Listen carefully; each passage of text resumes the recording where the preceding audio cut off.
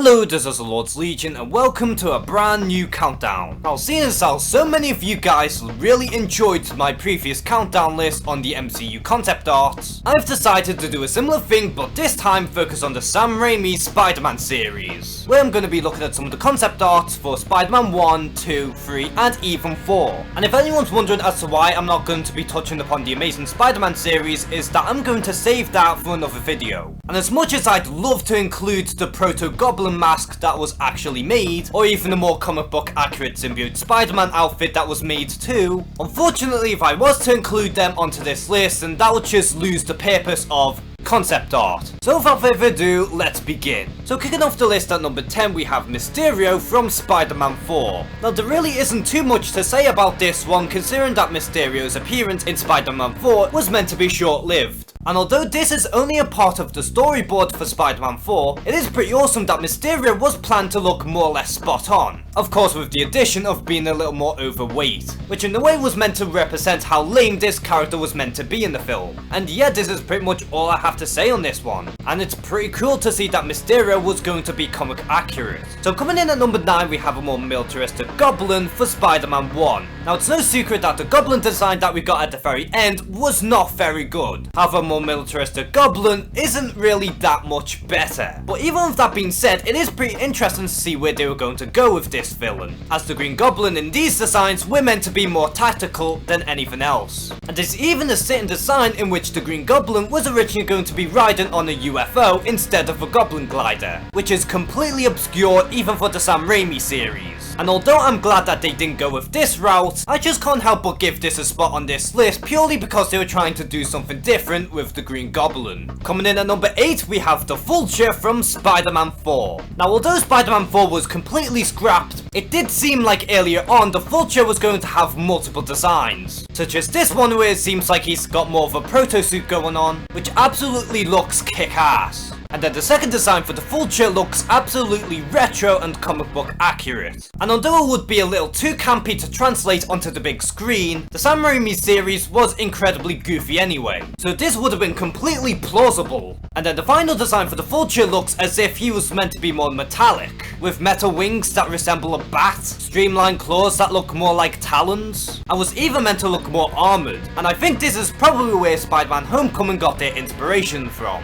Coming in at number 7 we have a more sleeker Spidey suit from the original Spider-Man. Now this suit really does interest me for a multitude of reasons. For starters, this costume in particular looks more like the Marvel Now costume before it was even a thing. Most notably with the weapon and how the way his boots sort of form. What's even more interesting was the fact that this costume does have the white eyes, which was actually something that Sam Raimi tried so hard to translate, and with so many attempts it could never happen. But even with that being said, I'm glad that we had the original costume instead of this more sleek one, because this one to me looks a little too overdone, while the one we ended up getting is a little more traditional. Coming in at number 6 we have a creepier Venom from Spider-Man 3. Now despite how Sam Raimi really didn't want Venom in this film, he was gonna go full on horror with this villain, and some of these designs are absolutely terrifying, such as a transformation stage for Venom, which kinda reminds me of something that you'd see from the Resident Evil series.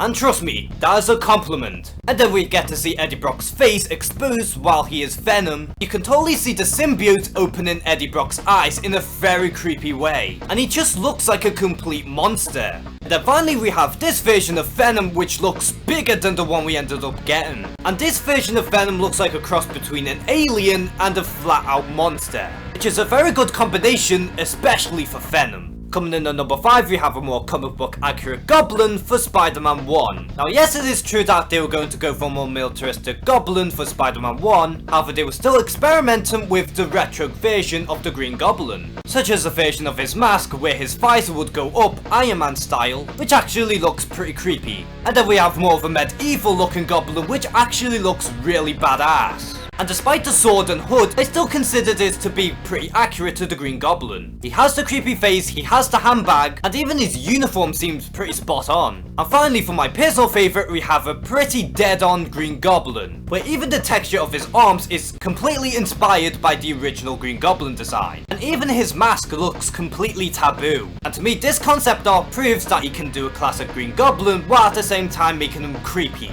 Coming in at number 4, we have the Ultimate Dr. Octopus from Spider-Man 2. Now this to me is extremely fascinating because at the time, the Ultimate Spider-Man series was completely fresh. So to me it's very fascinating that they were going to go with the Ultimate Doc Ock route and at the same time making him incredibly accurate. And even his tentacles look on point as they are coming out of his stomach and are also more sleek in terms of design. And although we had a completely different costume at the end of Spider-Man 2 for Dr. Octopus, you can kinda see some of the inspirations from the Ultimate version, mostly with the trench coat. Coming in at number 3, we have the Black Cat from Spider-Man 2. Now I can imagine that everyone knows that Black Cat was going to appear in Spider-Man 4, however most people probably won't know that Black Cat was going to appear as early as Spider-Man 2, alongside another villain who we'll get to in just a minute. But to me this costume looks very spot on to Black Cat. She has the white hair, she has the iconic mask, and even her spandex is on point despite the blue, to which the blue kinda gives out this more retro feel, which could totally work in the Sam Raimi series.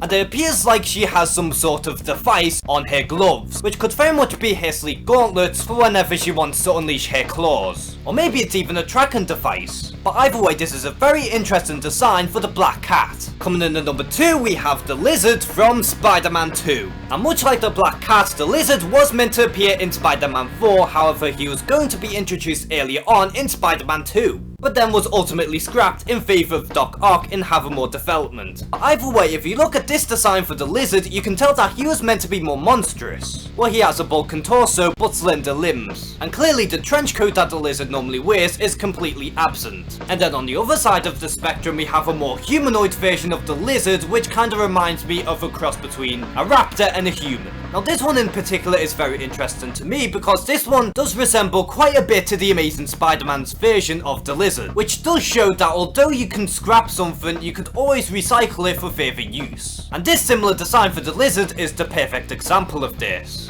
And finally for number 1, we have the mechanical web shooters from the original Spider-Man. Now everyone knows that the Sam Raimi's version of Spider-Man did scrap the web shooters entirely. However, they did have a few designs of the web shooters before they ultimately got scrapped. And these web shooters look completely retro and comic accurate. But what's really interesting to me is the fact that they did originally have the web shooters in some of the early footage of the original Spider-Man, but then was later scrapped in favour of organic web shooters. And because of this interesting background, I have to put the web shooters as number 1. So which piece of concept art do you find most fascinating in relation to the Sam Raimi series? Comment below and share some thoughts. And as always, thank you guys for watching this video. Please like and subscribe. Take care and have a good one.